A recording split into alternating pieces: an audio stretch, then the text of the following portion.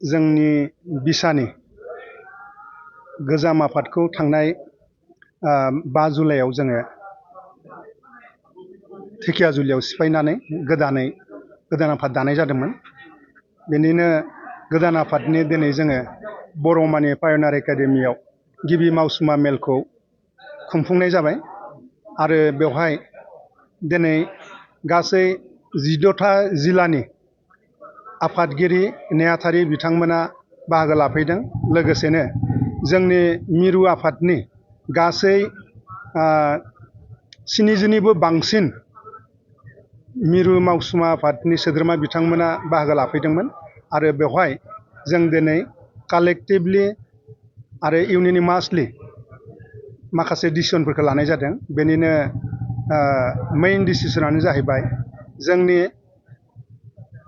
फर्थकामिं 7 बड' film awards 2020 बेखौ फैगौ नभेम्बर दाननि 1 खालाराव बड'लेण्ड इउनिभार्सिटिनि अडिट'रियाम हलाव खुंनो थाखाय जोङो थिरांथा लाबाय। नैथि बिथांखि महरै जोंनि बड' फिल्म एवार्ड्सआव गासै 20था केटेगरियाव बान्था होनायनि थाखाय थिरांथा लानाय जायो आरो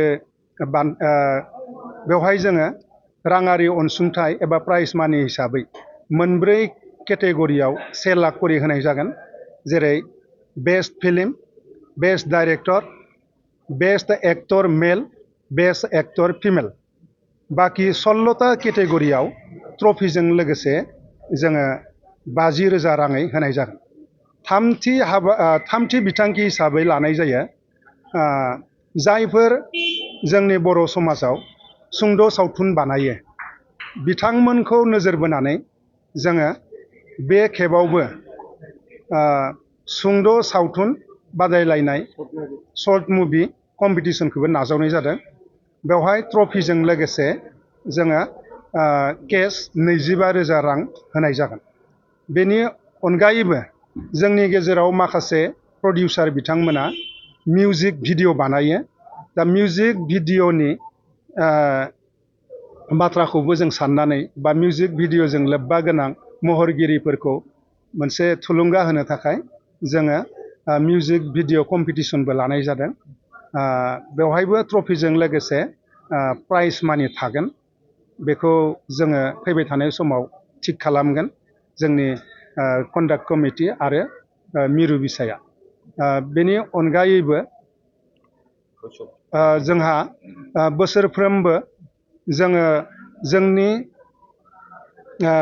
निउ जेनेरेसन एबा जायफोर आपकामिं बर'नि मेथाइ रोजाबगिरि एबा सिंगारफोर थायो बिथांमोनखौ मोनसे प्लेटफर्म होनो थाखाय जोङो भइस अफ बड'स बे कम्पिटिसनखौबो लाबोबाय थादोंमोन आरो बे खेबावबो जों लागोन।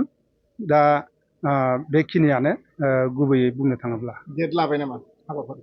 औ, एसे आगोलाव आं बुंखाबाय माने फैबाय थानाय 1 नभेम्बराव बड'लेण्ड इउनिभार्सिटिनि अडिट'रियाम हलाव बेयो जागोन। बलिउड बा हलिउडनि ग्लेमार आर्टिस्ट लाबोगोन? बेखौबो सावरायनाय जादों आरो नोंथांमोननि गेजेरजों गासै बर' सावथुनखौ अनसायग्रा बिथांमोननिसिम जों फोरमायनो लुबैदों। थांनाय 6थि बर' सावथुन बान्था फोरबोआव अर्थात गुवाहाटीनि कलाक्षेत्रआव खुंनायाव जोङो बलिउडनि सासे रिनाउन्ड एक्ट्रिस लाबोनाय जादोंमोन। बिथाङा जाहैबाय पद्मिनी कलापुरी। बिथांखौ लाबोनानै जोंनि बड' फिल्म एवार्डखौ जोङो थारैनो जोंनि गुवाहाटी सिटि बायदियाव गोबां हाइलाइट खालामनो हादोंमोन। बेनिखायनो बे खेबावबो जोङो अलरेडि बिटिसि सरकारनि हारिमु बिफाननि सावथुन बिफाननि मावफुं सोद्रोमा बिथांजों सावरायबाय।